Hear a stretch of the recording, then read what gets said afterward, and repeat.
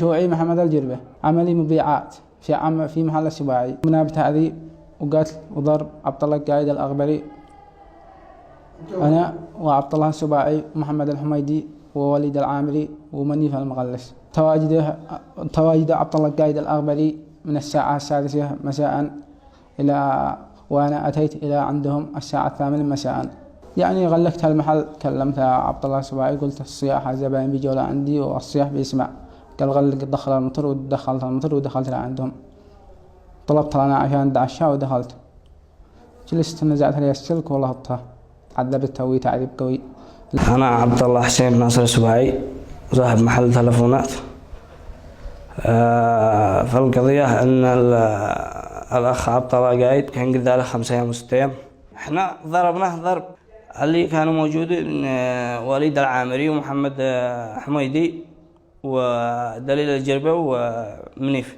محمد عبد الله محمد الحميدي، أعمل في محلات عبد الله حسين السباعي. قمنا بضرب وتعذيب الأخ عبد الله قايد.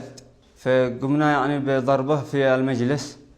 قمنا بضربه من الساعة 6:30 مغرب إلى الساعة 9 مساء، بضربه وتعذيبه أنا والمحاسب وصاحب المحل والعامل دليل، وفي الأخير جاء الأخ منيف. فالذي كانوا مضربوا بأسلاك المحاسب وصاحب وعمي وعبد الله السباعي ودليل ومنيف، لكن الذي كان أخف واحد فيهم منيف.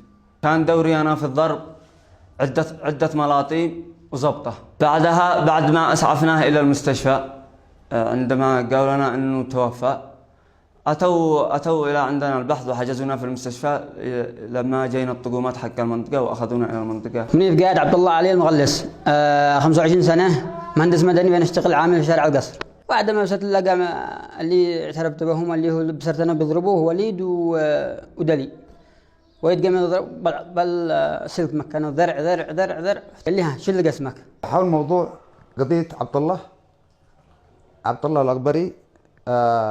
فقد تبلغنا من المستشفى عن وجود حالة عندهم، فتم توجيه القسم المختص وقسم الصياح بالانتقال له هناك، وانتقلنا معهم وتم ضبط 3 من الجناه بساعته، وتبقى 2 تم متابعتهم وتم ضبطهم والتحقيق معهم وحالة القضية إلى النيابة، وتم ضبط أداة الجريمة المستخدمة في تعذيب هذا المجني عليه عبد الله الأغبري. وكانت قضية ناجحة ومتميزة، وتم إرسالها إلى القضاء لاستكمال الإجراءات القانونية.